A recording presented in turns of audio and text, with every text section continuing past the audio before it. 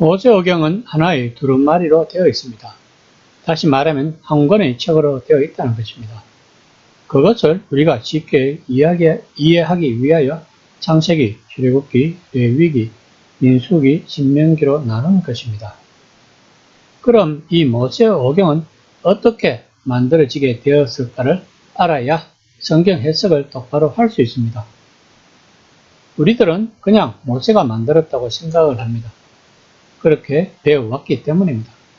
그러나 누가 언제 어디서 무엇을 어떻게 왜 이런 육가 원칙에 입각하여 모세오경이 만들어진 경위에 대하여 역사적 사실에 입각하여 알아야 합니다. 구약시대의 전쟁은 신들의 전쟁이라고 생각했습니다. 남유다가 바벨론에게 패했다는 것은 바벨론의 마르둑 신이 이스라엘의 야훼 신을 이겼다고 그 당시 사람들은 생각했습니다.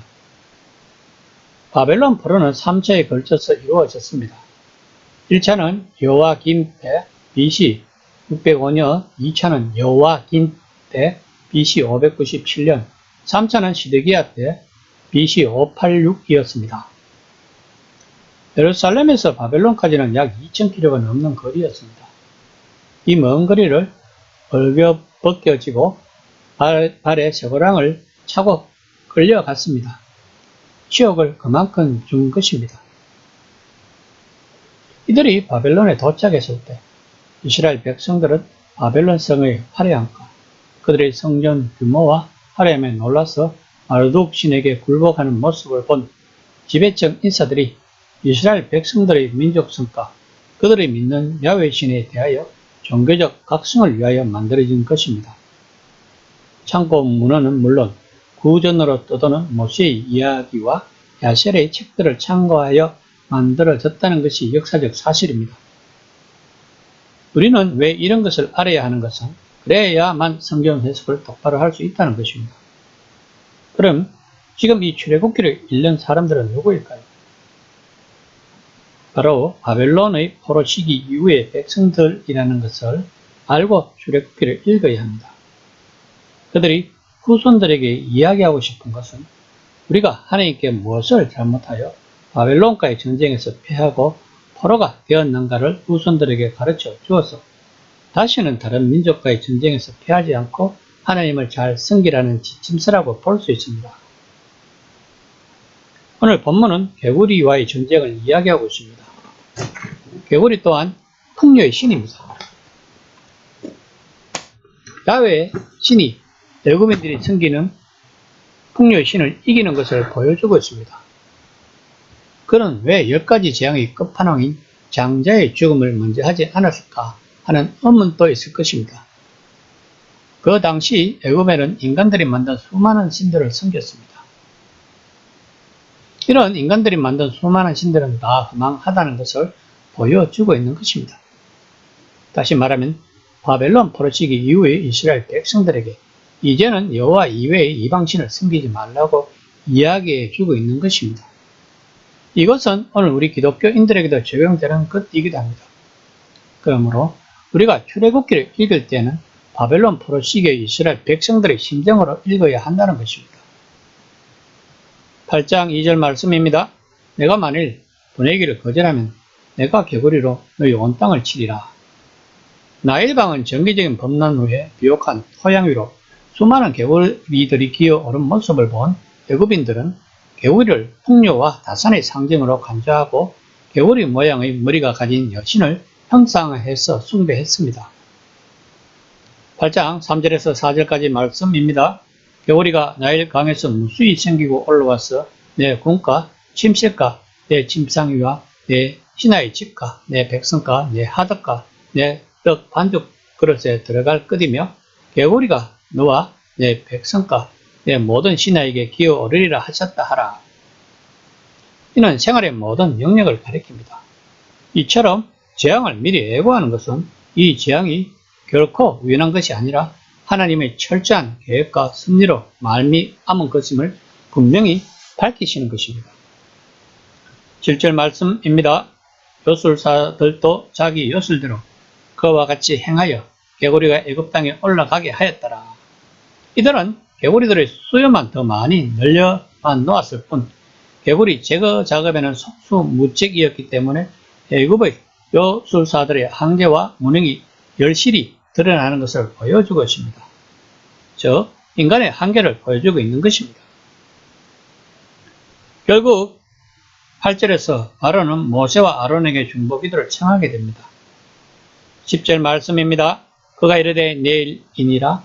모세가 이르되 왕의 말씀대로 하여 왕에게 우리 하나님 여호와 같은 이가 없는 줄 알게 하리니. 바로는 왜 지금 당장이라고 이야기하지 않고 내일이라고 할까요? 아마도 이 일이 하나님이 하지 않고 자연적인 현상이 아닐까 하는 일만의 희망 때문일 거라고 저자는 이야기하고 있는 것입니다.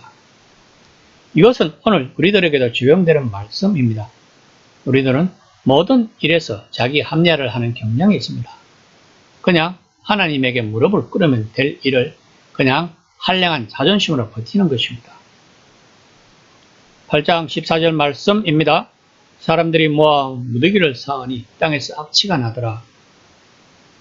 무수히 죽은 개구리의 모습에서 개구리를 신격화하여 우상시했던 애굽의 우상의 종교가 얼마나 어리석이며 또한 그것이 여호와 앞에서 얼마나 악취를 풍기는 모습인가를 보여주고 있습니다. 성경은 하나님이 무엇을 좋아하고 무엇을 싫어하는지 세세하게 가르쳐 주고 있습니다. 이처럼 하나님은 우상 숭배를 굉장히 싫어하신다는 것입니다. 우리는 여기서 우상 숭배에 대하여 알아볼 필요가 있습니다.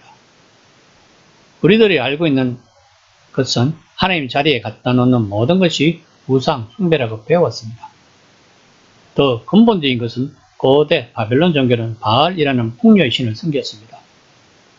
이스라엘 백성들 또한 구약의 역사를 보면 안식일 날에는 여호와를 섬기고 다른 6일 동안은 바알을 섬겼다는 것입니다. 다시 말하면 일상생활에 필요한 양식이나 군령이나 이 모든 것을 우선시 했다는 것입니다. 그러면 오늘날 우리들이 돈 걱정, 건강 걱정, 진급 걱정 이런 우리들의 일상생활에서 일어나는 모든 것을 걱정하는 것 또한 우상 숭배가 되는 것입니다. 그러므로 예수님도 마태복음 6장 27절에서 이렇게 말씀하셨습니다. 너희 중에 누가 염려함으로 그 길을 한 자라도 더 할 수 있겠느냐 면서 무엇을 먹을까 무엇을 입을까 걱정하지 말라고 하셨습니다. 이것을 바벨론 포로 시기 이후에 이스라엘 백성들에게 가르쳐 주고 싶었던 것입니다.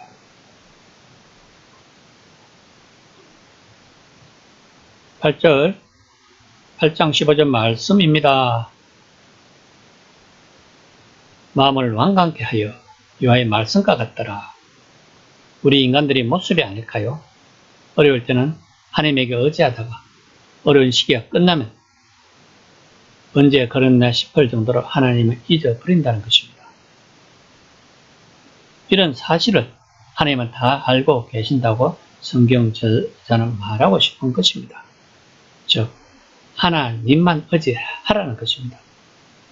하나님을 섬기려면 우리는 끊임없는 영적 전쟁을 해야 합니다. 하나님을 모르면 영적 전쟁을 할 필요가 없습니다. 왜냐하면 마음 안에 하나님이 영이었기 때문에 본능과 싸울 필요가 없기 때문입니다. 그러면 우리가 영적 전쟁을 하지 않고 있다면 우리는 심각하게 우리의 신앙생활을 점검해 볼 필요가 있습니다. 성경은 우리가 영적 전쟁을 수행하기 위하여 어떻게 해야 영적 전쟁에서 승리할 수 있는가를 인도해 주는 책입니다. 그러므로 우리는 성경 읽기를 항상 생활해야 한다는 것입니다. 이 시간 나는 주일 하루만 하나님께 예배하고 찬양하고 나머지는 월요일부터 토요일은 혹시나 우상 숭배하는 생활을 하지 않는지 한번 점검해 보는 시간이 되었으면 합니다.